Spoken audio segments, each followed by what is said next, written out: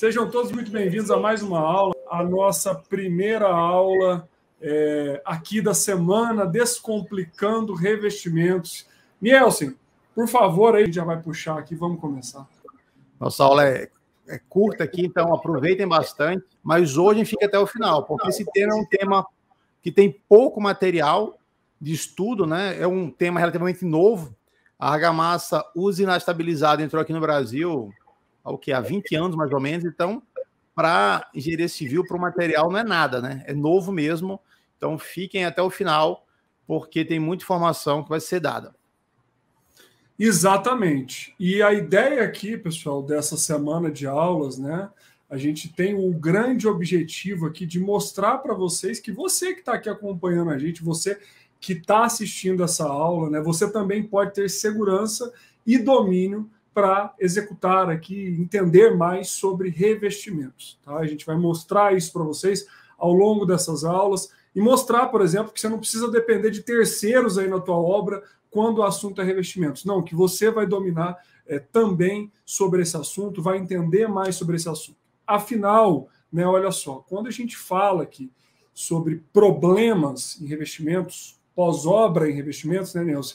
A gente está falando de custos altíssimos, pessoal. São custos realmente muito altos que nós podemos ter caso nós venhamos a ter aqui problemas nos revestimentos da nossa obra. Principalmente se a gente vai falando de fachadas, né, de edifícios aí de múltiplos pavimentos, ou até mesmo pisos, grandes áreas. Né? Inclusive, a gente teve aí, né, o boom do desplacamento cerâmico há alguns anos, e isso até motivou um estudo da CEBIC, né, que desenvolveu aí um estudo vinculado ao Sinduscons, né, de vários estados, e fez um levantamento, pessoal, ali de 2014 para frente, né, que foi esse boom dos desplacamentos, que realmente trouxe dados absurdos com relação ao número de desplacamentos que a gente teve nacionalmente falando, né, em todas as regiões do Brasil, Sudeste, Nordeste, região Sul e por aí vai, né? E também valores astronômicos em termos de gastos das construtoras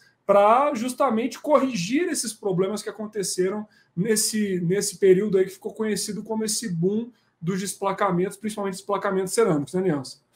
E não só desplacamento cerâmico, tá, Matheus? Do nosso tema da aula de hoje, que é a argamassa usinada, olha, se você perguntar para algumas pessoas, elas vão dizer que amam, outras odeiam. Por quê? Porque cada uma teve uma experiência diferente. Então, vamos tratar um pouco desse assunto. Ele é um material que aqui se usa bastante, tanto aqui em Brasília quanto em Goiânia, mas a gente usa com uma certa restrição. Então, vocês vão ver que o nosso tempo de estabilização é bem menor do que o tempo utilizado no sul do Brasil.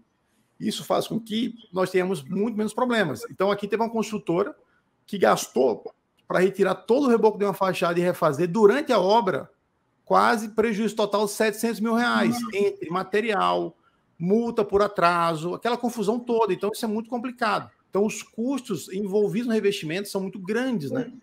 Porque é uma etapa considerável da nossa obra. Exatamente. Inclusive, quando eu vou falar sobre a argamassa estabilizada na minha aula da pós lá também, ou na graduação, né? Como você colocou aí agora, na verdade, eu começo esse trecho da aula perguntando, e aí eu estendo essa pergunta aproveitando para todo mundo aqui que está fixado no nosso chat. Olha só, pessoal, aí no chat tem uma pergunta que eu queria muito que vocês respondessem. É uma pergunta simples, né? Que basicamente está escrito aí, vocês conseguem ver, está fixado ali no chat, né? Você já usou argamassa estabilizada?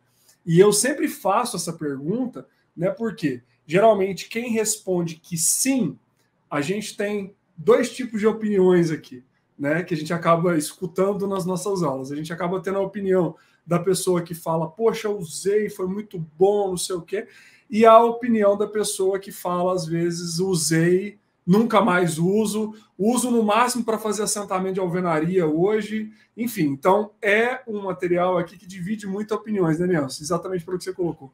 Muito, muito. Justamente por isso. Porque agora é o seguinte, assim, a maioria que não gosta, quando fala para mim que teve insucessos, a gente já mata a charada do início, tá? Não vou falar agora, vamos deixar para o decorrer da aula, mas tem muito a ver com esse tempo de estabilização. Vamos falar um pouquinho sobre isso daqui a pouco. Legal. Então, pessoal, para a gente, né, eu queria só trazer uma introdução aqui, por que eu e o Nielsen estamos aqui falando para vocês, né, sobre sistemas de revestimento, né? Por que a gente está aqui falando sobre esse assunto, né? E aí, Nielsen, queria que você contasse um pouquinho aí, né? Por que hoje você trabalha tanto com revestimentos, né? E por que a gente está aqui para falar sobre isso hoje? Não, bacana. Bom, eu formei em Natal, né, em 2000, mas em 98 eu tive a oportunidade de levar para Brasília a professora Helena Karasek, que é aqui de Goiânia.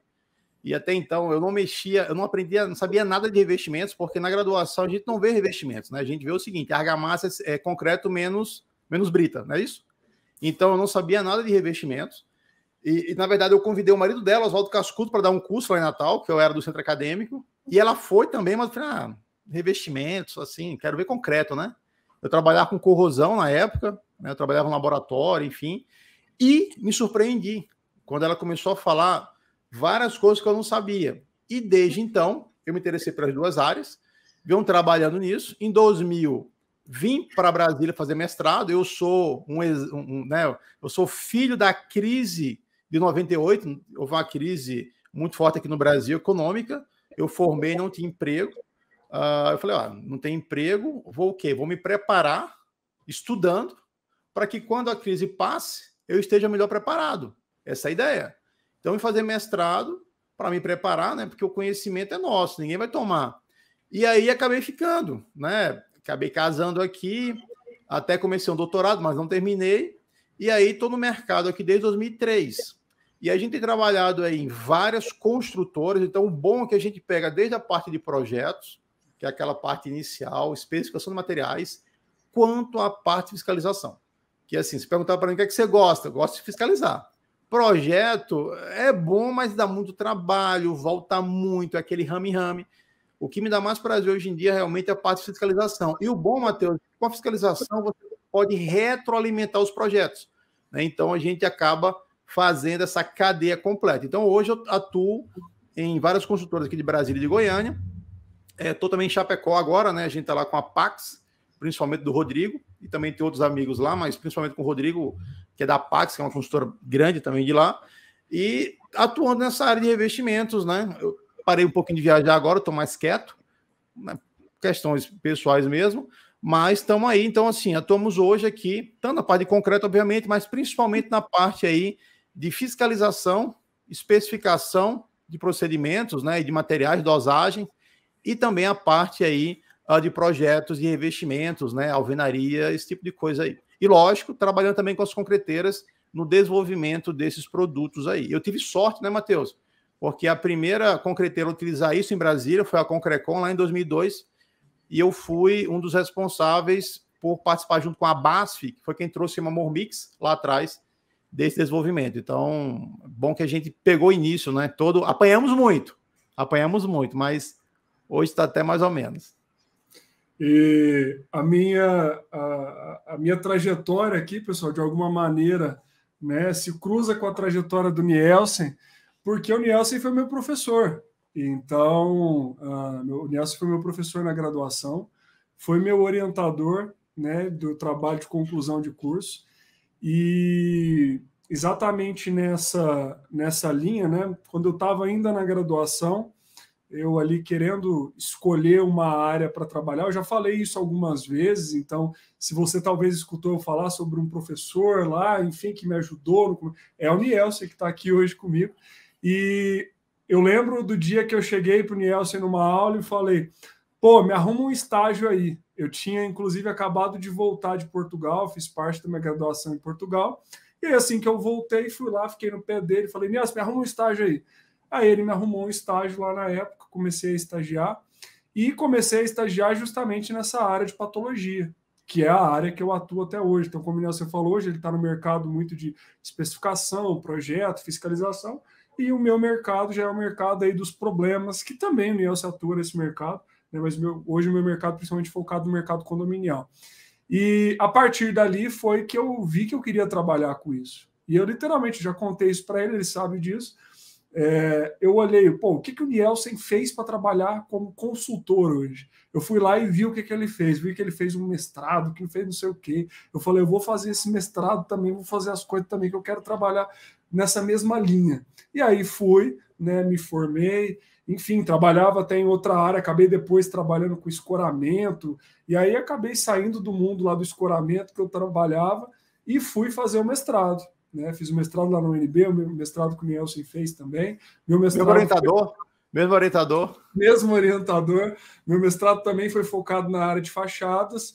E depois, né, tem toda, já contei essa história algumas vezes, né, que saí do mestrado, comecei a trabalhar com reformas, aí consegui me inserir no mercado da patologia, né, muito por entrar nessa interface com condomínios e por aí vai, e até hoje estou nesse mercado, então, e hoje, né, inclusive um dos serviços que a gente mais presta aqui são as inspeções de fachada, são os laudos de fachada, né, ou seja, diagnósticos de problemas de revestimentos, né? Mas a nossa ideia aqui da semana não é falar só sobre problema, muito pelo contrário, né? Por isso que a gente está aqui unindo os nossos conhecimentos, né, e falando sobre projeto, execução, especificações, controle e também a parte de patologia. Então, essa é a nossa ideia aqui, né, ao longo dessas aulas, de compartilhar com vocês conhecimentos focados em revestimentos. Beleza, pessoal? Então, é isso que a gente vai falar aqui com vocês. Fica até o final, porque a gente tem muita coisa, a gente vai para a obra hoje ainda, vamos mostrar muita coisa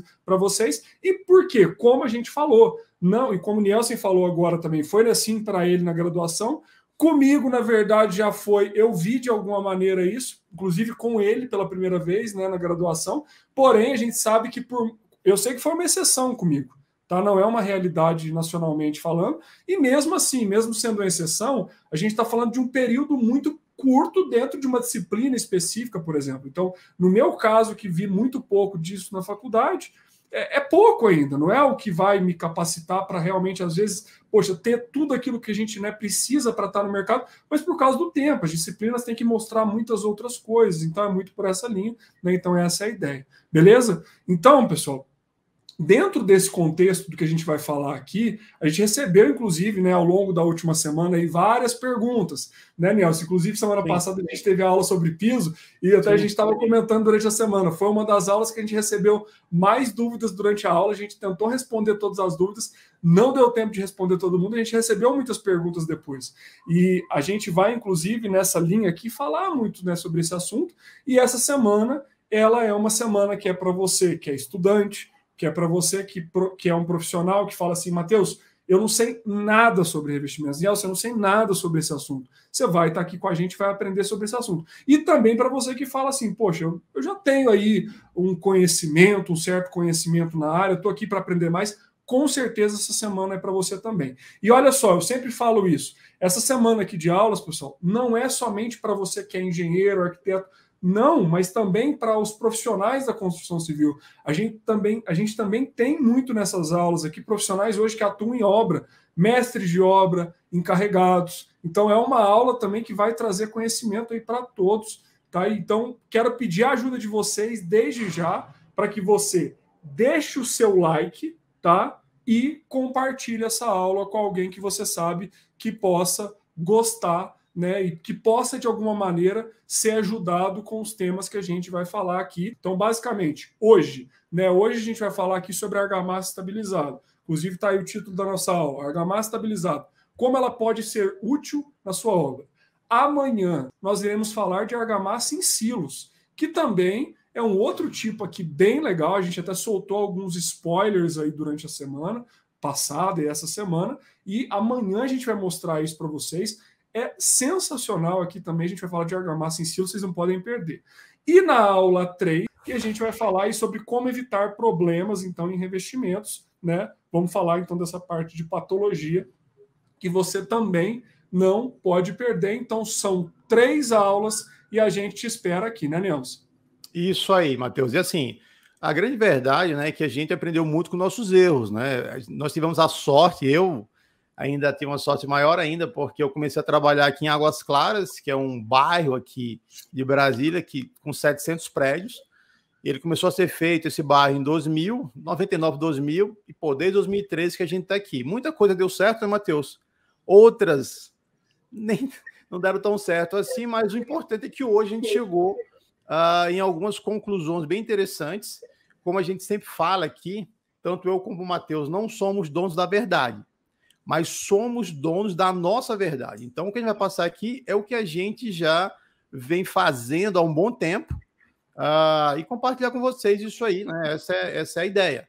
Lógico, erramos, acertamos, mas a ideia é que agora temos um balizador. Então, eu vou ensinar para vocês o que nós geralmente utilizamos e tem funcionado. Sua maneira única correta? Claro que não. Claro que não. Mas é a que funciona para mim. Lembre-se, nós estamos num local aqui muito complicado, variação térmica terrível. Hoje a umidade estava 16%, temperatura 34 graus. Então é complicado. Então esse conhecimento, né, é fundamental, porque realmente revestimento é um pouco deixado de lado na graduação. E, pessoal, conhecimento técnico faz a diferença na vida de todo mundo, né? Todo mundo. Então, quando você tem um conhecimento técnico específico, você consegue ser visto, mesmo, por exemplo, em época de crise, como a gente passou aí de 2014 até 2018, e agora, graças a Deus, estamos retomando, e agora aumentaram os serviços também. Por quê? Aumentaram também as oportunidades. Então, conhecimento técnico nunca é suficiente, você tem sempre que estar aprendendo mais, e é isso que a gente está aqui para trocar experiência com vocês. Exatamente, pessoal. É literalmente isso que o Nelson colocou. O desconhecimento técnico ele pode nos custar caro, tá? E a gente tem um convidado aqui para bater um papo com a gente agora à noite também, para falar um pouquinho, né, sobre essa questão dos revestimentos, que é o grande Antônio Filho, que está aqui já aparecendo na tela para todos vocês. O Antônio, que é lá de Goiânia. Antônio, boa noite, seja bem-vindo aqui à nossa aula. Por favor, se apresente aí para todos. Fala um pouquinho aí o que você desenvolve aí por Goiânia, está aqui pertinho da gente, a gente está em Brasília, né? Não estamos muito longe, né? Inclusive um clima muito parecido a gente tem entre as nossas cidades. Fala aí para todo mundo, por favor.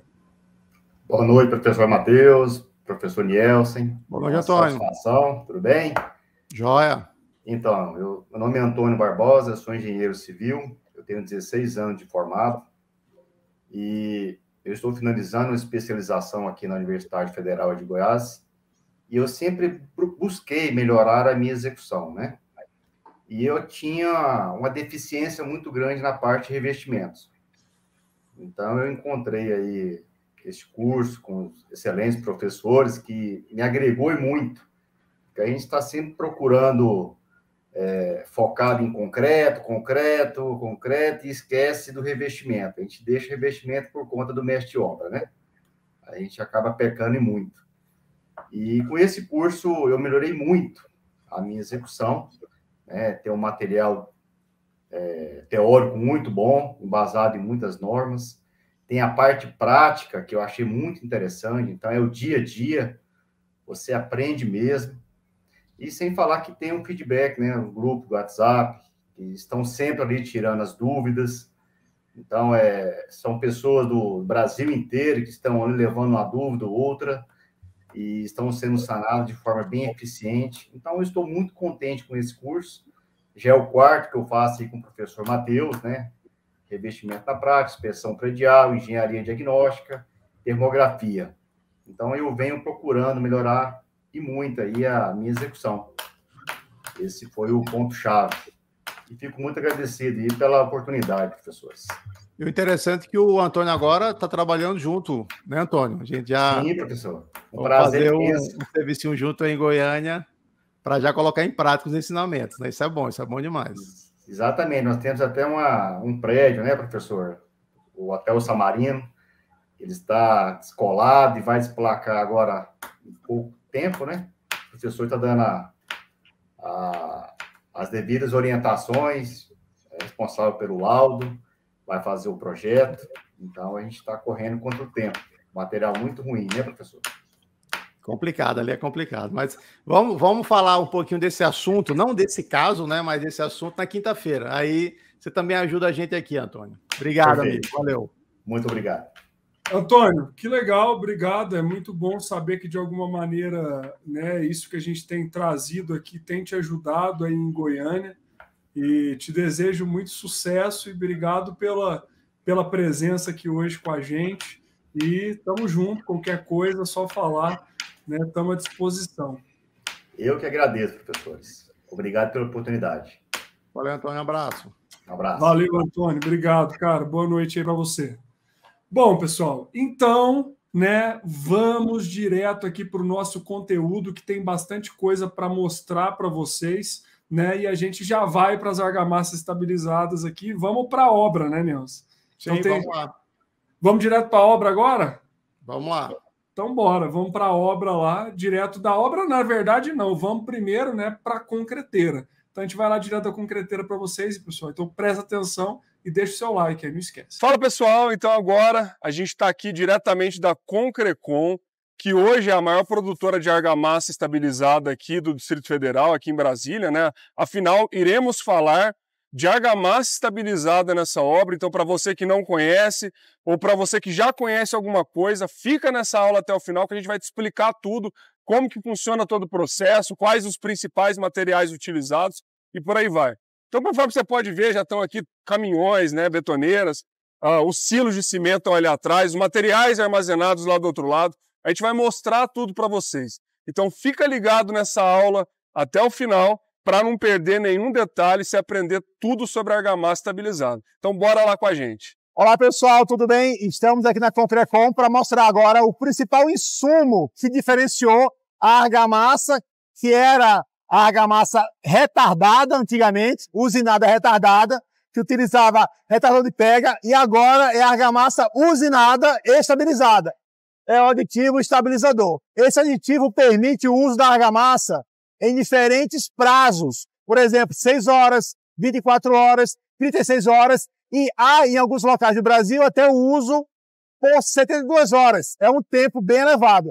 Nessa concreteira, a estabilização máxima é de 36 horas, por motivo de operacional dela mesmo e também de mercado. Então, esse aditivo, ele permite que eu receba uma argamassa hoje, que possa ser utilizada por até 36 horas, que é o padrão do mercado aqui de Brasília. E esse aditivo tem uma facilidade em relação ao retardador. O retardador de pega, necessariamente, você teria que esperar de 4 a 5 horas para dar acabamento.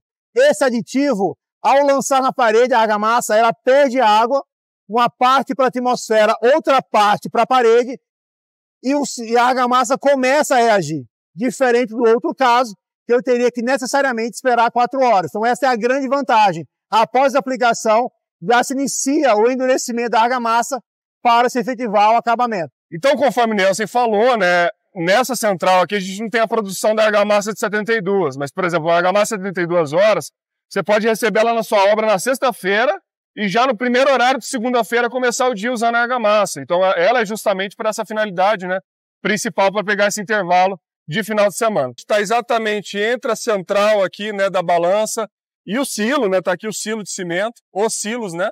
E a ideia aqui é exatamente, então, que o material ele seja dosado em massa para evitar qualquer tipo de problema, então, na entrada, né, direto no caminhão e vai direto para a obra depois, onde ele vai ser utilizado. Então, agora, vamos lá ver os materiais para você ver os insumos, enfim, como que funciona tudo isso aqui.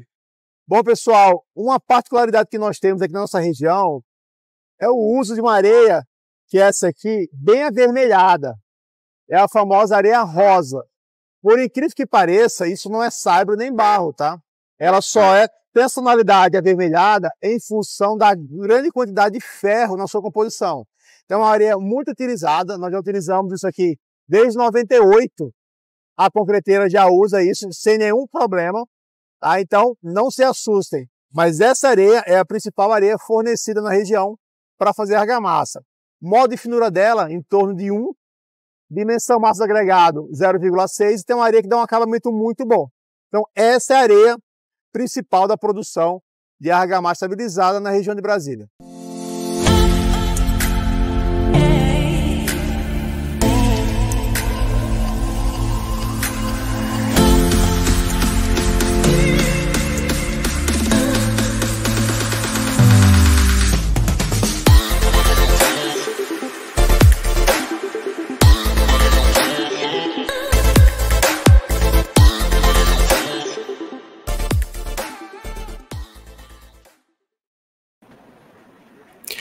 Bom, Vamos então agora começar aqui, vamos mesclando a parte dos slides com os vídeos. Então vamos falar um pouquinho sobre a argamassa estabilizada. A definição, né, dela é muito simples, é uma argamassa que é feita em usina e tem um estabilizador. Lembrando que antes nós usávamos muito a tal da argamassa retardada, que nela nós temos um aditivo retardador de pega. A diferença básica é que essa argamassa retardada, ela teve um monte de problema, foi muito utilizada na década de 90. Por quê? Porque esse aditivo, ele faz com que sua argamassa não seque durante 4 horas. Você pode colocar uma fogueira do lado que ela não vai endurecer, não vai ter consistência para dar acabamento. Então, em função disso, nós tivemos vários problemas, né, em prédios de habitação popular, em função do uso desse retardador de pega. Então, assim, era bem complicado. Já a usinada estabilizada, não. Ela permite o quê? Permite o uso da sua argamassa em um tempo adequado. Lógico, esse tempo para sarrafiar não é tão pequeno quanto de uma argamassa sem estabilizador, de meia hora, 40 minutos. Geralmente é de 1 hora, 1h30, mas é uma coisa muito mais palatável, né? Muito mais agradável do que você ficar esperando o dia inteiro. Você chapa a massa pela manhã para dar acabamento à tarde. Não, isso aí não dá. Que era o que acontecia com as argamassas retardadas. Isso fazia com que a mão de obra odiasse aquela argamassa e usasse outros artifícios para que ela endurecesse, como o gesso. E aí, colocando gesso na argamassa, amigo, os problemas só vão aumentando. Vamos falar um pouquinho mais sobre isso mais à frente. Em 2002, chega o Brasil, chama Mormix, né? Então, ele não usa um retardador, ele usa um estabilizador. Isso faz com que eu possa utilizá-la rapidamente ou deixá-la ali esperando durante até 72 horas. Já vamos falar sobre isso. Aqui em Brasília utilizamos no máximo 36, a recomendação nossa, né? Porque o risco é maior quanto maior é a estabilização, porém, aqui funciona muito bem dessa forma. Vamos falar mais um pouquinho sobre isso. E aqui só um exemplo de como funciona o Mormix. Você chega na obra, já com seu caixote ou sua maceira, e despeja o material tranquilamente nessa região aqui, depois ele é içado e colocado no pavimento. Bom, então a grande vantagem dessa argamassa usinada é que ela tem um aditivo estabilizada. Porque a retardada, como eu falei, demorava até 4 horas para puxar. Isso é muito complicado. Esse aditivo estabilizador, ele trabalha de uma forma um pouquinho diferente. Tá? Ele trabalha em cima, vamos dizer assim, do grão, da partícula de cimento. Lógico, de uma forma simplificada, esse nosso aditivo, ele é um açúcar, basicamente ele é um açúcar, com a cadeia muito longa, que envolve esse nosso grão de cimento, uma partícula de cimento, impedindo que ela reaja. Agora, como é que esse grão de cimento, essa partícula, vai ficar envolvida pelo aditivo? Eu tenho que ter água em volta. Então, é fundamental que eu tenha água para que esse aditivo funcione. E esse é o pulo do gato dele. Lembrem-se, o aditivo retardador de pega, ele vai trabalhar durante 4 horas, impedindo, geralmente, a reação do cimento. Esse não. Esse só impede a reação do cimento enquanto essa partícula de cimento aqui estiver envolvida pelo aditivo. Né? A partir do momento que eu tiro a água e, vamos dizer assim, o aditivo desenrola, né? Desenrola desse grão, entre aspas, você já tem a reação. Então, essa é a grande questão dos nossos aditivos, né? Estabilizadores. Depois que você lança na parede, parte da água é succionada pela base, a outra parte evapora, e dessa maneira eu tenho o meu cimento ali livre para atuar. Então, de uma forma bem simplificada, é isso que ocorre. Então, por isso que ela tem essa facilidade de quê? De você chapar e num tempo mais curto, de 1 hora, 1h30, ela já começar a puxar, a ficar apta para o sarrafiamento. Então, é essa a ideia, é isso que a gente faz, tá bom? Bem, então, como eu acabei de falar, né? Parte da água eu chapo, vai ser evaporada, e a outra, a própria base absorve. Nesse momento, eu tenho o quê? O meu aditivo pronto para começar, desculpa, o meu partido de cimento pronto para começar a hidratação, começar todo o mecanismo também de endurecimento, perda de água, enrijecimento do meu material. Então, dessa forma, eu tenho um material que eu consigo trabalhar sem ter que esperar o dia inteiro. Esse é o grande tchan desse tipo de material. Então, é por isso que ele é tão utilizado. Então, a base química dele é um açúcar e tem aí essas características de uma forma bem simplificada. Geralmente, aqui na nossa região, o prazo que a gente usa é 36 horas, né, de 12, tem de 6 horas, 12, 18, 24, 36 e 72 horas. O grande problema não é que você não tem como fazer uma argamassa adequada com a estabilização. Claro que pode. Lá no Sul se usa bastante. Em Porto Alegre teve uma obra que utilizou com sucesso. Em outros locais do Brasil também. Só que o risco é muito grande. Então, só para você ter ideia, aqui, de um modo geral, as pessoas, né, pegam essa argamassa 36 horas durante a semana ou 24 horas e na sexta-feira, para que na segunda pela manhã nós já tenhamos uma argamassa adequada para o uso, né, na segunda-feira pela manhã, ela chega na sexta-feira. Então, é uma argamassa com mais estabilização. E assim, ó, teve uma obra que a gente fez uma conta de padeiro, assim, só para vocês terem noção. Nós tivemos, ao todo, né, assim, 34 semanas sem nenhum problema. De repente, tivemos problemas em 3 semanas seguidas, que gerou um baita transtorno, porque a argamassa, ela não puxava, ela ficava ali 2, 3 dias sem puxar, em função de um excesso de aditivo, de um erro de produção. Porque quando você tem muito aditivo, se você erra só um pouquinho, a confusão é grande. Então, a ideia é a seguinte: você pode sim fazer estabilização tão grande, mas tem que ter muito cuidado. E lembre-se, as concreteiras, muitas vezes, não têm um cuidado tão específico assim para argamassas, porque o foco delas é o que, pessoal? É concreto. Então, esse tipo de coisa tem que ser levado em consideração também quando nós estamos analisando o tempo de estabilização. Não é que não pode, é questão de risco. Então, como aqui nós tivemos muitos problemas, nós preferimos trabalhar dessa forma, mas não é errado utilizar a estabilização tão grande, tá? Lembrando, não é esse aditivo, mais uma vez, um retardador. Ele é um aditivo estabilizador. Nós trabalhamos sempre com plastificante, que é um incorporador de ar, e o estabilizador. Então, o incorporador de ar, ele te dá ali em torno de 16% de ar no mínimo, para que eu tenha uma adequada estabilização desse material. Essa é a ideia do negócio. Bom, o plastificante serve para isso aqui, ó, nos dá a famosa liga, a famosa trabalhabilidade. Eu tenho aqui um material com aspecto de farofa. Quando eu coloco, no caso, um material plastificante, que pode ser uma cal, pode ser um material fino qualquer, e pode ser, no nosso caso, um aditivo incorporador de ar. Esse aditivo incorporador de ar, ele permite que eu tenha uma leveza na argamassa, né, e tenha uma liga, que a gente chama, né, uma plasticidade muito maior, permitindo que espessuras até maiores, que facilitam muito que o lançamento do nosso material. Então, isso tudo faz com que a gente consiga ter um material de excelente qualidade. E o pior, né, ou o melhor, depois que o pedreiro usa uma argamassa como essa, leve, fácil de trabalhar, com bom acabamento, para ele voltar para aquela rodada em obra é difícil. Por quê? Porque ela é muito mais leve, já que ela tem incorporadores de ar.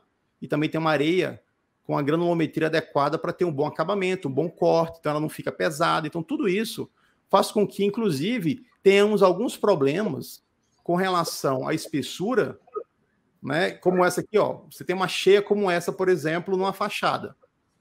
Uma espessura de 4 centímetros, por exemplo. Quando você tem uma cheia como essa, de um modo geral, se indica fazer em 2 vezes. Né? Então, você faz uma num dia, outra no outro dia. Aqui, nossa recomendação é fazer isso em 24 horas, né? Então, a gente faz muito rápido, 2 camadas, a famosa cheia. Só que, muitas vezes, você tem lá uma espessura de 4 a 5 centímetros que a argamassa suporta. Ela é tão trabalhável que o pedreiro pode chapar e ela não se solta, não cai. Ela continua tendo adesão inicial.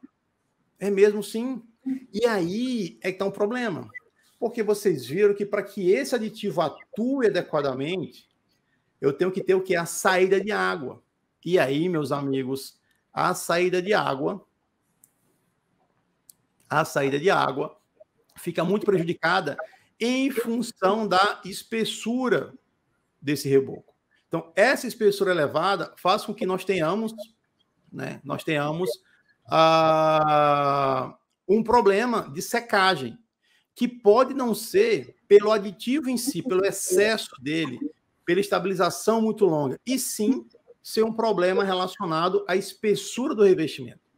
Então, temos que ter cuidado com isso aqui também, porque como era tão fácil de aplicar, você acaba tendo esse tipo de situação, tá? Então, cuidado com isso aí. Bom, além disso, essa argamassa, como ela fica muito macia em função dos aditivos, para fazer o aperto é muito fácil, né? Então, você consegue chapá-la, logo em seguida apertar.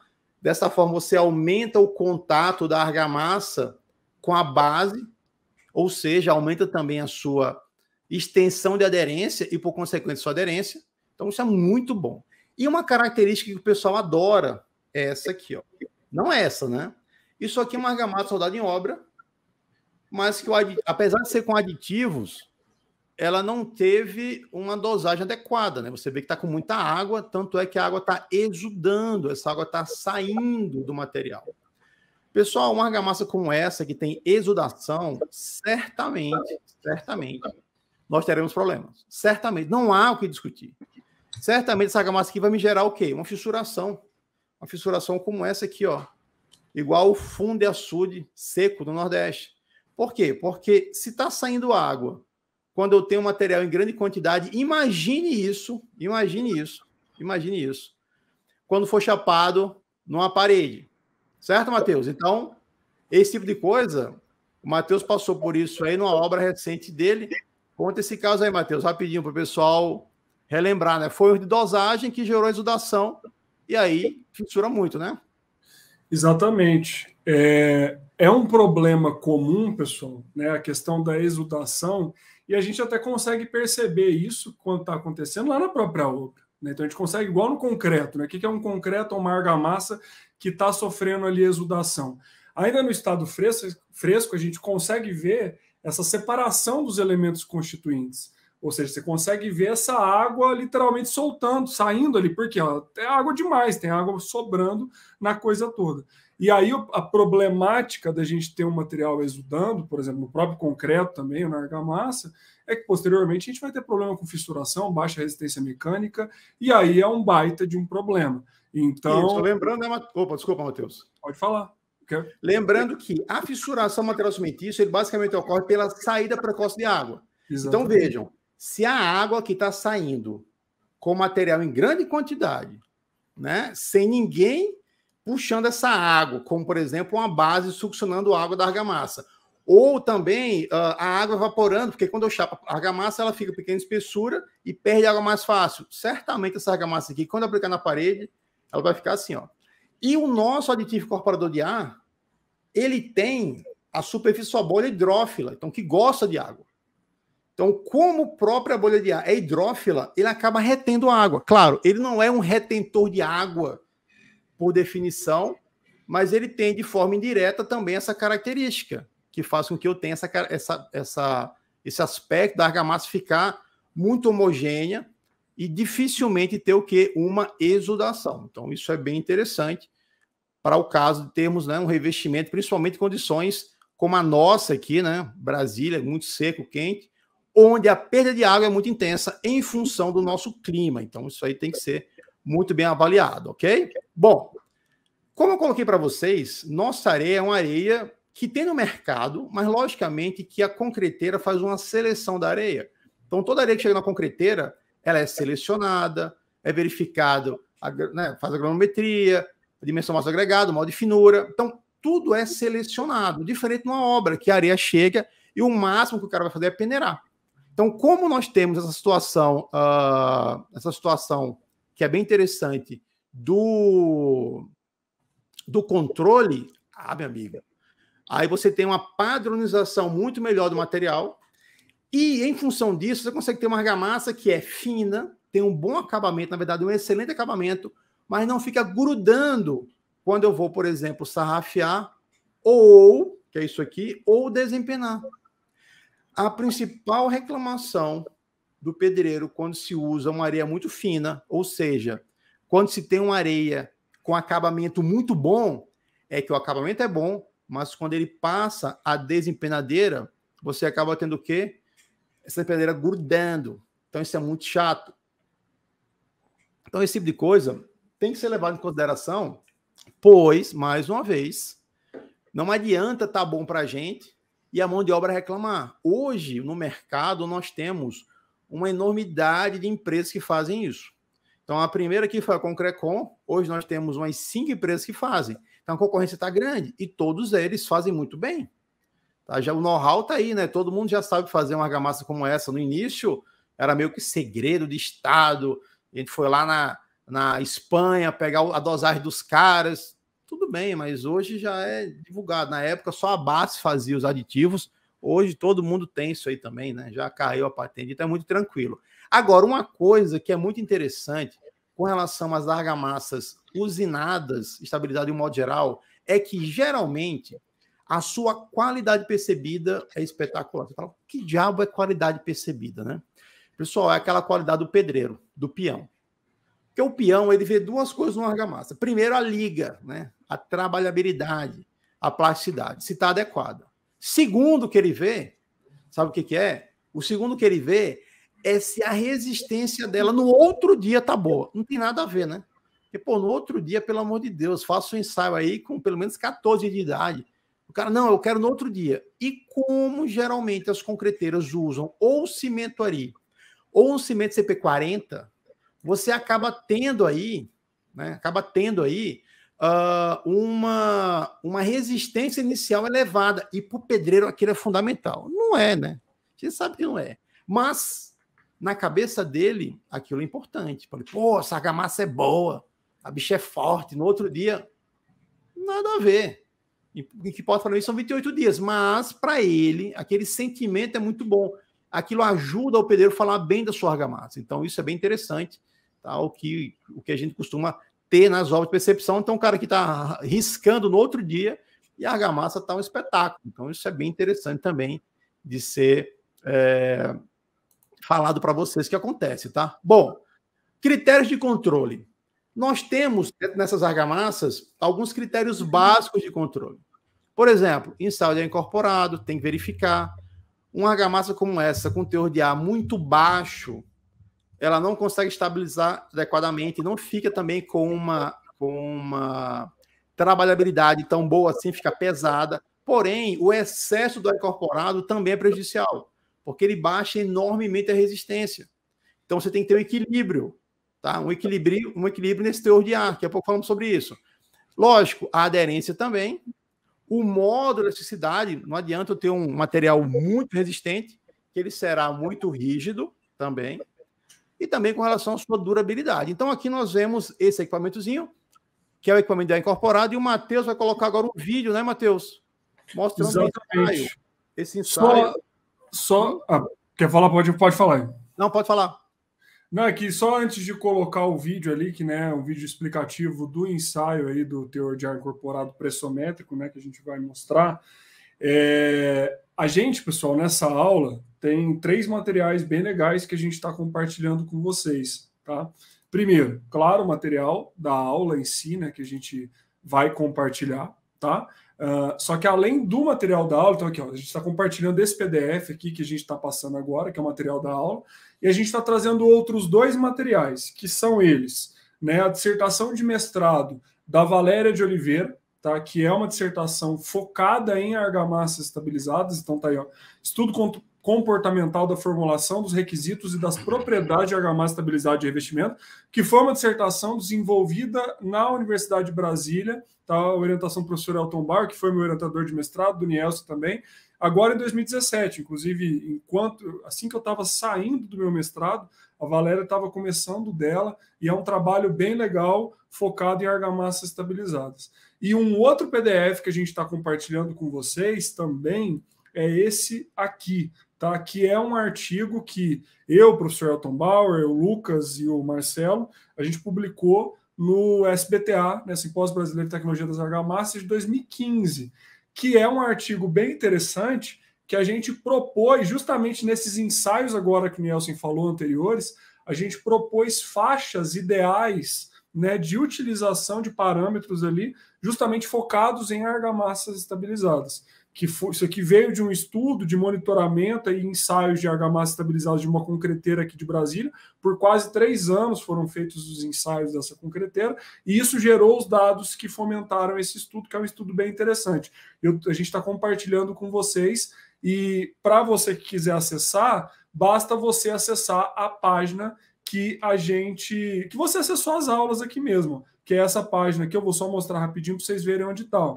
Então aqui tem um link, um botão, ó, clique aqui para baixar o PDF da aula. Para você acessar esses 3 materiais, é só clicar aí. Mas lembrando, tá? O material da aula tem senha. Daqui a pouco a gente vai falar a senha para vocês. Então fica ligado aí que daqui a pouco a gente mostra a senha. Mas vamos lá então para o laboratório para vocês verem o ensaio. Corre aqui para a gente ver então o ensaio com vocês. Vamos lá para o laboratório agora. Olá pessoal, tudo bem? Estamos aqui no laboratório da Concrecon. É um laboratório ao lado da concreteira de controle de produção. E esse aqui, ó, é o equipamentozinho que faz a medição do teor de ar incorporado. A medição do teor de ar incorporado é fundamental para a liberação do caminhão. Por quê? Para que a gente tenha o desempenho da argamassa adequado, tanto com relação à flexibilidade, à trabalhabilidade e também estabilização, eu devo ter no mínimo 16% de ar incorporado e no máximo 20%. Então, para a Concrecon, para a argamassa da Concrecon, esses são os teores mínimo e máximo, tá? Se passar desse teor, a argamassa vai ficar enfraquecida. E se ficar com menos teor de ar, 14%, 13%, a argamassa fica muito rígida, eu posso ter algum problema, principalmente fachadas, e também a estabilização não fica de acordo com o planejado. Esse aditivo incorporador de ar, ele tem basicamente a função de dar trabalhabilidade à argamassa, a famosa liga, que permite que ela fique com um aspecto de mousse, de macio modelado, Nutella. E dessa forma eu consigo aplicá-la na parede e ela permanece lá, ela terá adesão inicial. Se eu pegar só uma mistura de cimento e areia sem um aditivo, ou sem algum material plastificante, como a cal, por exemplo, eu não consigo chapá-la. Então a função principal desse produto é dar trabalhabilidade. Entretanto, ele tem funções adicionais, que no nosso caso nós também utilizamos ele para ajudar na estabilização, ele trabalha em conjunto com o aditivo estabilizador, bem como ele reduz a rigidez da argamassa. Pois a partir do momento que eu incorporo o ar, ela fica mais aerada, um pouco mais fraca, passa pela norma de aderência, mas fica menos rígida. Essa é a ideia.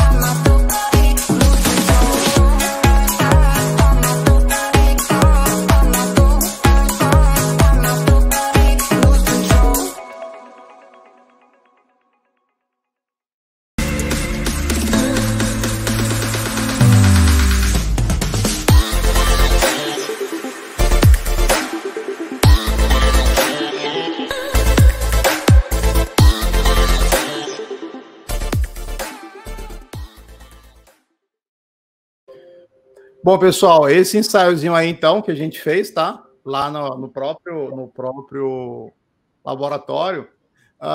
E a ensaio de controle pode ser também feito através da massa, tá? Também a norma brasileira fala sobre isso, tá? Esse aqui é um ensaio que é só para concreto normatizado, mas utilizamos porque foi o que eu usei no meu mestrado, então eu tenho todo o know-how, né? Todo o aprendizado desse bichinho aqui, ok? Bom, eu falei lá no vídeo 16 a 20. Por quê? Porque ali é uma concreteira específica. Outras concreteiras podem ter o quê? Valor mínimo 15, isso aqui é padrão, mais ou menos, e máximo 22. Então depende muito do material. Não tem uma coisa assim, não, tem que ser assim, não. Mas, logicamente, que um excesso de ar incorporado vai me gerar problemas como esse, né? Eu vou ter um material muito enfraquecido, um material que eu consigo enfiar uma chave, e a chave consegue entrar nele aqui, então o negócio não fica muito bom. Você não vai conseguir assentar nada aí, revestimento cerâmico, nem colocar uma pintura, você vai soltar com o tempo. Então, isso é muito problemático. Então, o excesso de ar gera problemas como esse. Eu vou ter problemas também de aderência, porque é um dos meus controles, e um controle importantíssimo que nós temos nesse material é o módulo, pessoal. Porque é muito comum o pessoal achar o seguinte: poxa, a minha argamassa deu de aderência 0,60. Cuidado, pessoal. A gente vai falar mais sobre isso amanhã. Amanhã estamos com bastante tempo, tá, pessoal? Hoje eu vou ter que, daqui a pouco, passar a palavra para o Matheus. Vamos responder as perguntas amanhã, né, Matheus? As dúvidas do pessoal, tá? Mas, assim, uma coisa que fala muito amanhã. Módulo aderência 0,60. Para mim é preocupante. Mas a nova norma fala em 0,50. Tudo bem, mas ela possibilita que você deixe o 0,30. Eu prefiro ter uma aderência 0,30 e uma argamassa menos rígida, desculpa, mas flexível é mentira, menos rígida, do que uma aderência 0,50, 60 e uma argamassa muito rígida, porque onde eu trabalho, aqui na minha região, eu tenho uma baita variação térmica. Então, isso nos gera uma baita diferença em relação à durabilidade com relação a fissuras. Então, coisas como essa, que é um desplacamento como esse, fissuração de revestimento, rebocos ou embolsos soltos em função dessa elevada deformação, é muito comum aqui na região, Brasília e Goiânia. Então, nós preferimos o quê? Ter aderências ali em torno de 0,40 e uma argamassa menos rígida do que ter uma aderência ter uma argamassa com uma puta aderência. Porque isso, na maioria das vezes, está relacionado ao quê? A alto módulo. E o módulo alto significa o quê? Significa uma baixa capacidade de absorver deformação. Então, vamos falar muito sobre isso amanhã. Amanhã a aula vai ser maior, tá? Podem ficar tranquilos. Bom, e o legal disso tudo é que nós temos aqui um histórico muito grande, né? Isso aqui, 19 anos, porque começou em 2002, mas agora já faz 20 anos, né? E um prédio da Via Engenharia que foi feito naquela época, foi feito em 2019, se refez lá um ensaio, porque eles iam fazer uma reforma na fachada, e a aderência que lá atrás tinha dado 0,39, 0,40 mais ou menos, deu 0,36. Então, houve-se uma redução na aderência em função da fadiga? Sim, claro que houve. Mas houve uma redução dentro de um valor tolerável. Mesmo assim, ficou acima do 0,30, que é o nosso valor mágico. Tá? Vamos falar mais sobre isso amanhã, porque assim, a norma fala 0,50. Mas a gente usa 0,30. Como eu falei para vocês, para mim é mais importante um módulo baixo do que uma aderência alta. Tá? E aqui Águas Claras, né? Essa cidadezinha com apenas 720 prédios, na verdade tem mais do que isso hoje, né, Matheus? Que nós tivemos a sorte de participar da construção, e essas dados satélite, que a maioria dos prédios foi feito com argamassa estabilizada. Mas lembre-se, com estabilizações menores. Estabilização maiores, realmente o risco é muito grande em função desse excesso de aditivo que tem lá dentro, que pode gerar algum problema a ser resolvido aí no futuro, né? Porque esses materiais ficam com a capinha dura e internamente fica meio enfraquecida, porque ela não consegue reagir quando há um excesso muito grande de aditivos. Aqui a proporção é o seguinte, ó, desse monte de prédio que tem aqui, 10 prédios, vamos supor assim, 2 com argamassa soldada em obra, 2 com argamassa industrializada, vamos falar amanhã sobre isso, e 6 com argamassa estabilizada. Então a estabilização, olha, de argamassa aqui, bateu forte, porque começamos a fazer isso em 2002, 2003, foi quando essa satélite começou a ser efetivamente construída e subiu, né? Então, foi bom que a gente teve vários estudos de caso para mostrar. Tá bom, Matheus? Matheus, com você agora. Bom, pessoal, então, dando continuidade aqui, né, dentro do nosso tema da estabilizada, deixa eu só puxar o material aqui que eu fechei sem querer também e não consegui colocar. Deixa eu pegar aqui que sumiu aqui. Peraí, que eu tinha tirado da minha tela, que estava na tela do Nielsen, né?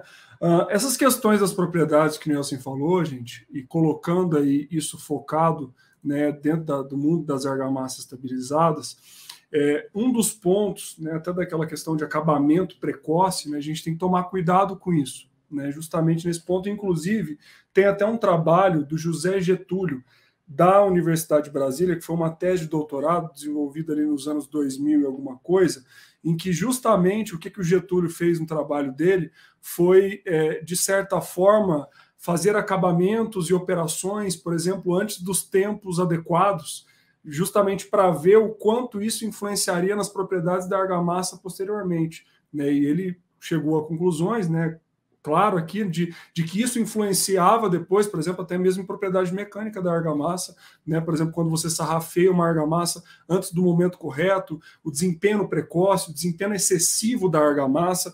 Então, assim, isso é um ponto que a gente tem que tomar bastante cuidado na argamassa estabilizada, né? Porque, como o Nielsen tinha colocado agora há pouco, a gente vai ter um tempo aí, né, um pouquinho posterior nela do que numa argamassa, digamos, convencional. Então a gente tem que tomar cuidado com esses tempos para justamente que a gente não venha ter problema com o material na sequência, beleza? Então esse é um ponto fundamental aí para a gente observar. Deixa eu colocar aqui, né? E dentro desse aspecto, pessoal, né, de tempos, né, precoces, deixa eu colocar aqui, peraí, agora vai. Estava colocando e falando ao mesmo tempo, mas agora vai. Aqui, peraí, cadê? Agora foi. Aqui, agora foi. Tá aí. Então, assim, nesse aspecto, né, que a gente estava falando, né, então a gente observa muitas reclamações, como a gente colocou lá no começo da aula. Tanto eu quanto o Nielsen, a gente vai começar uma aula de argamassa, que a gente vai falar do trecho de argamassa estabilizada, a gente já pergunta essa pergunta, que inclusive se você não respondeu, responde aí no chat para a gente. Né? Você já usou argamassa estabilizada? A gente quer saber. Né? E aí muita gente fala de certos problemas. E a gente acaba vendo problemas muito associados, né, a alguns aspectos como esses, né? Espessuras muito elevadas no revestimento, que aí a gente acaba tendo um tempo maior, né, justamente, que é aquela questão, a argamassa não seca depois de ser chapada, né? Paredes muito molhadas, dias muito chuvosos, ou, por exemplo, pelo excesso também do aditivo estabilizador, e a gente acabar tendo esse problema e justamente essas reclamações de pessoas que falam, eu nunca mais vou usar uma argamassa estabilizada. Então ela teve algum problema ali, talvez isso traumatizou ela.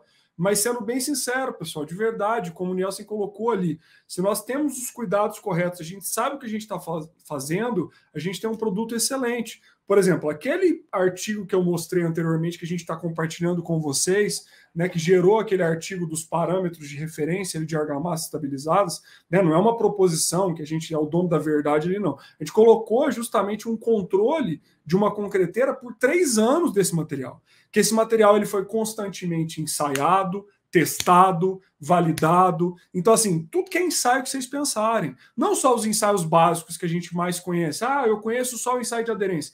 Não, fizemos uma porrada de ensaio. Então, tem lá ensaio de tração na flexão, resistência à compressão, módulo, capilaridade, teor de ar incorporado, vários ensaios, inclusive ali os parâmetros até previstos, né? A gente fez uma classificação baseada na 13281, né? Em termos de classificação que a norma propõe lá. Então, recomendo que vocês observem esse estudo, porque conforme a gente falou, é um material que se a gente sabe o que a gente está fazendo, a gente tem excelentes resultados com ele. Né? Então, esses são os pontos. Só que aí, olha só, o Nielsen colocou aquela questão do gesso. Né? O que acontece? É aquela tal da história.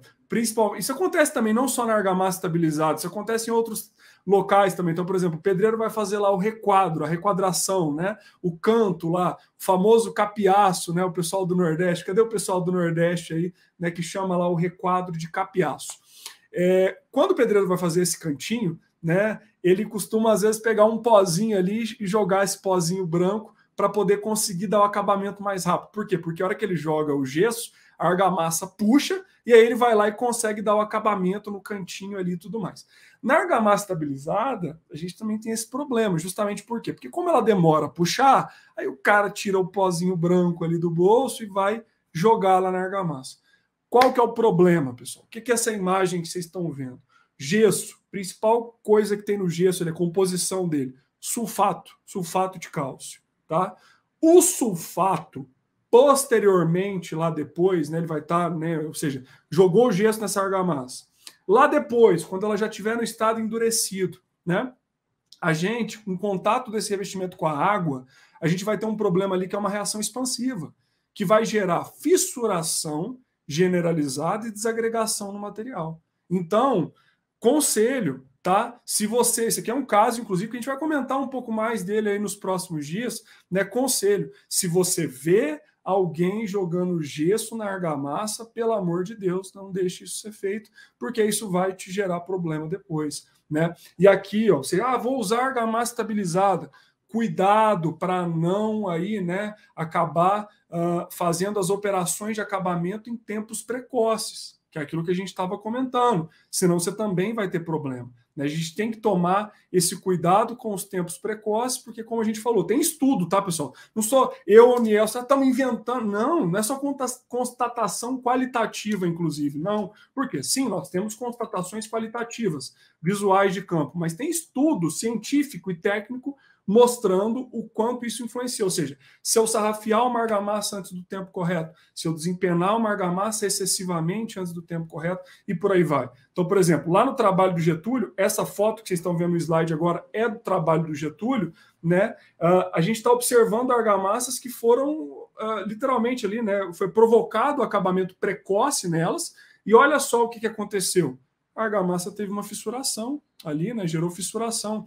Por quê, pessoal? Por exemplo, quando a gente vai sarrafiar essa argamassa e ela ainda não está no momento correto, literalmente, quando a gente sarrafeia ela, a gente movimenta esse material na base e esse material ainda não está preparado para receber essa, digamos, movimentação do sarrafeamento ali. E aí, né, a gente vai acabar tendo problema que, conforme eu falei para vocês, né, comprovadamente gerou ali a problemática, né, da fissuração que vocês viram, né, que aquilo ali é uma foto do trabalho do Getúlio. Né? Uma outra questão também da obra, né? A gente já vai, inclusive, aproveitar agora e vou mostrar para vocês o recebimento da argamassa estabilizada na obra. Por quê? Um dos aspectos que a gente tem que fazer quando vai receber a argamassa estabilizada na obra é que, logo em seguida do seu recebimento, a gente tem que ter a aplicação ali de uma película, de uma lâmina d'água, né? E essa aqui foi uma obra justamente que não teve esse cuidado. E aí o material, ele acabou ali, né, endurecendo precocemente, né? Então esse é um ponto bastante importante. Então nós temos a necessidade dessa película d'água, de ter essa lâmina d'água. E melhor do que só falar, vamos para a obra agora, para mostrar ali o recebimento dessa argamassa estabilizada, né? E para você visualizar essa questão da lâmina d'água que é aplicada logo depois ali do recebimento, beleza? Então, ó, vamos lá agora, deixa eu colocar aqui para vocês, vamos lá para a obra para ver como que funciona isso na prática. Vamos comigo.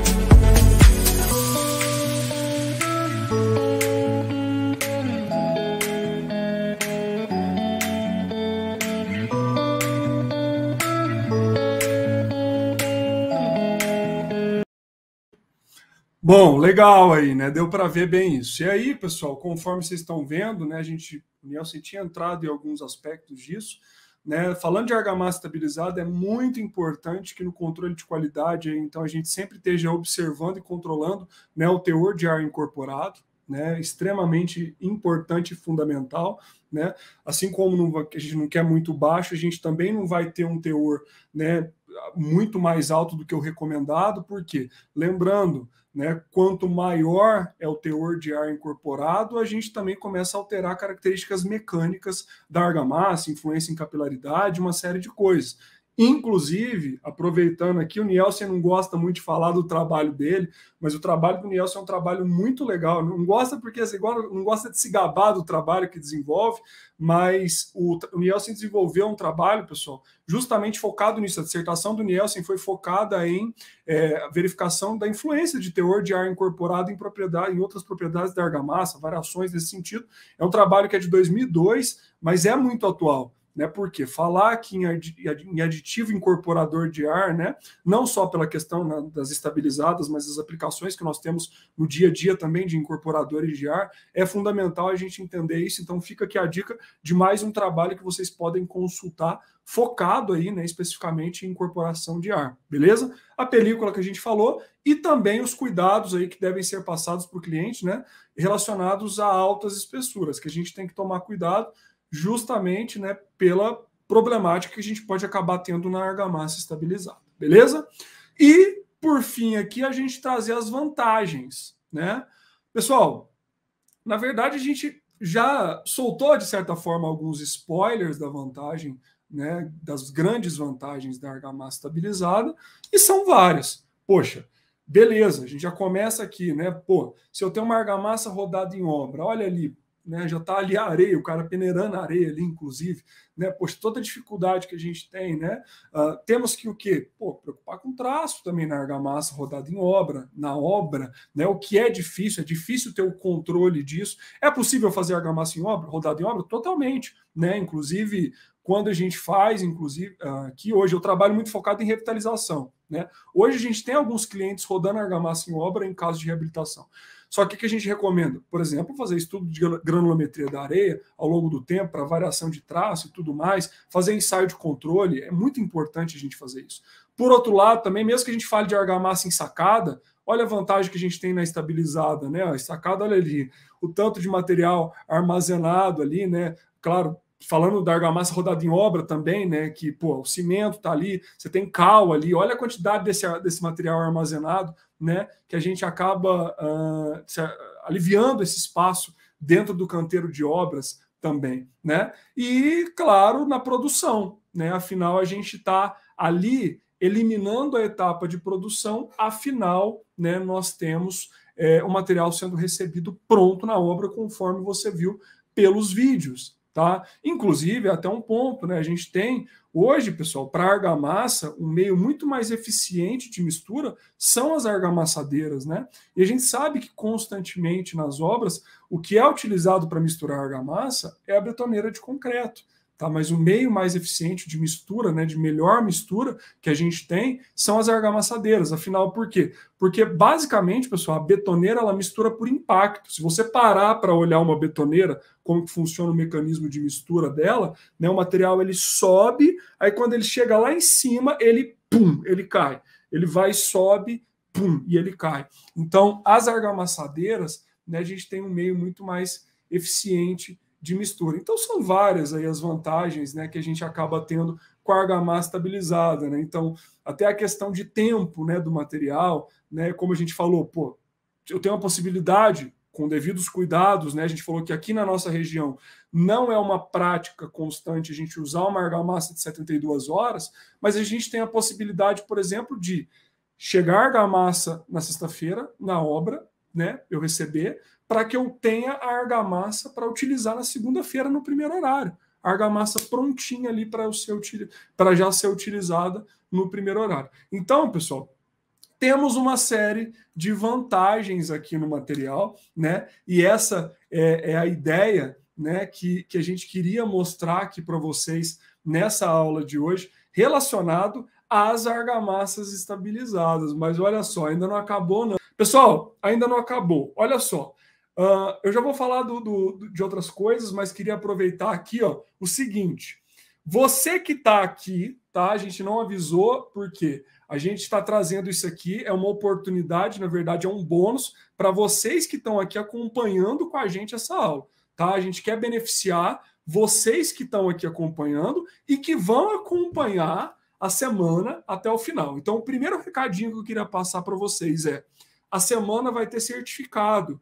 Então, você que acompanhar até o final, fica ligado, porque nós iremos falar nos próximos dias como você vai poder emitir o certificado aqui da semana Descomplicando Revestimentos. Beleza? Então fica de olho nisso. Outro recado, você está vendo aqui que eu estou com o meu livro na mão, né? O livro de Patologia das Construções. Por que eu estou com ele na mão agora? Porque é o seguinte, pessoal. A gente vai trazer um bônus super legal para vocês que estão acompanhando aqui, e somente vocês vão concorrer a esse bônus, tá? E é super fácil para poder concorrer a esse livro. O que a gente vai fazer? A gente vai sortear um livro para a aula de hoje, um livro para a aula de amanhã e um livro para a aula de quinta-feira, tá? E como que você faz para participar do sorteio? Presta muita atenção, que é muito fácil para você participar, mas tem que cumprir as regras, beleza? Tá? Então presta atenção. Primeira coisa, você tem que seguir o meu perfil e o perfil do Instagram, o perfil do Nielsen no Instagram, tá? Tem que seguir os dois. Inclusive está aqui embaixo, ó, o meu perfil, @MatheusLeone, _Eng, e @NDTech Engenharia. Beleza. Seguir os dois perfis, você só tem que fazer mais duas coisinhas, que são o seguinte: assim que a gente desligar aqui, imediatamente, assim que eu desligar, eu e o Nielsen, a gente vai fazer um post no Instagram. A gente não vai escrever que é sorteio lá, tá? Por quê? A gente não está abrindo esse sorteio para todo mundo participar. Não, esse sorteio é para vocês que estão acompanhando aqui, beleza?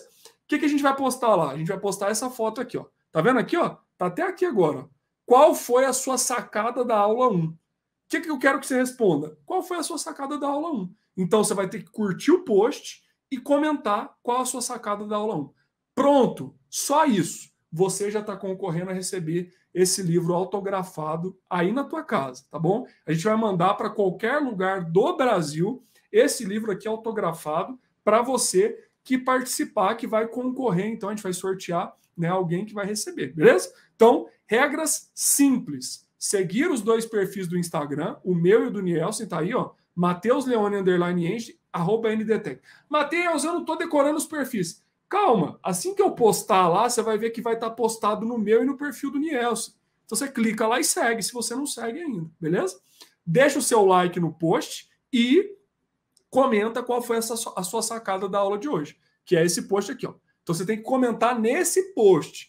Não adianta ir lá agora porque eu não fiz o post, eu vou fazer assim que eu acabar a aula aqui, tá? Então, não perca essa oportunidade para você receber esse livro aqui na tua casa. A gente vai sortear, então, um dos comentários, né? E a gente está falando, pessoal, de poucos comentários, né? Mas não são muitos. É basicamente vocês que estão participando aqui. Então, a chance de você ganhar é muito grande. Então, não deixa de participar, beleza? É super fácil, rápido, direto. Então, corre lá. Outra coisa, você que está aqui acompanhando a aula, você viu que a gente mostrou o material. E esse material, ele tem uma senha.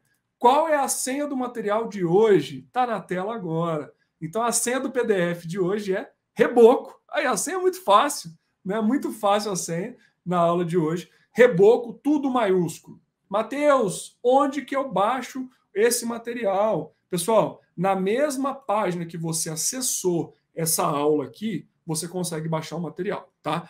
Matheus, onde você postou essa página? No grupo do WhatsApp. Então, se você está aqui e por acaso não está no grupo do WhatsApp, né, você não recebeu o link. Então, se você não está, não tem problema. Me manda um direct assim que acabar a aula, né, que a gente vai lá e te manda o link do grupo do WhatsApp para você entrar. Mas a página é essa daqui, tá, pessoal? Ó, deixa eu mostrar. Aqui, ó, essa página. Então, quando você clica aqui, ó, você baixa o PDF da aula e aí você coloca a senha, que é reboco, tudo maiúsculo. Tá? Matheus, como que eu faço para entrar no grupo do WhatsApp? Você pode apontar, inclusive, seu celular agora para esse QR Code que está na tela, que você também consegue entrar. Mas não precisa correr, não. Se você não conseguir entrar agora, me manda lá um direct que a gente te manda o link. Beleza? Pessoal, olha só. O nosso tempo aqui hoje, ele passou um pouquinho do previsto. Tá? A gente viu que vocês mandaram algumas perguntas e a gente vai responder essas perguntas ao longo dos próximos dias para vocês. Então, se a gente não conseguiu responder a tua pergunta,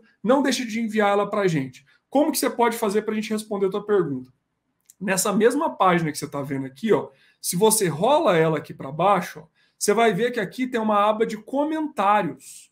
Então, manda o teu comentário, o que você achou da aula, a tua pergunta, manda aqui, ó, nesse local aí, que nós iremos fazer de tudo para responder o máximo de perguntas que a gente conseguir de hoje para amanhã, beleza? Então, a gente vai responder a tua pergunta, envia a tua pergunta aí, tá? Que a gente vai estar de olho lá para responder tanto eu quanto o Nielsen. Fechado? Então, temos aí esse combinado para responder as perguntas de todos vocês. E a pergunta que fica é, pessoal, e aí? Vocês gostaram dessa primeira aula? Gostaram aqui do nosso primeiro assunto, que foi as argamassas estabilizadas, né? Eu quero pedir um favor aqui para vocês, né? Para você compartilhar isso com mais pessoas. Afinal, né? Essa aula a gente está acabando ela aqui agora. Não perde tempo, já procura assistir agora para você estar junto com amanhã na aula 2. Amanhã, inclusive, a nossa aula vai ser até um pouquinho maior que essa aula de hoje, para a gente tirar as dúvidas, para a gente bater um papo, para a gente mostrar mais coisas. E amanhã, né? Nós iremos falar sobre argamassas em silos. Então, se você está gostando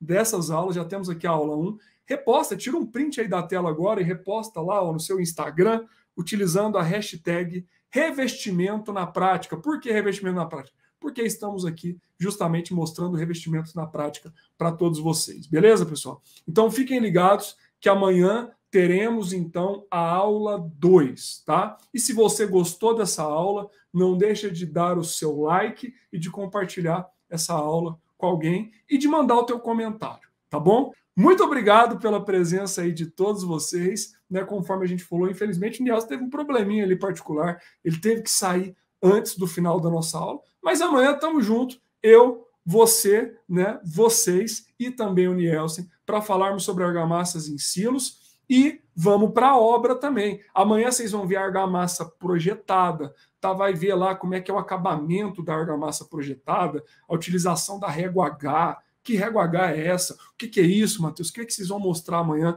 Vamos para a obra de novo, então continuem ligados e a gente espera, então, no grupo para enviar os materiais exclusivos lá para vocês. Um forte abraço e até amanhã.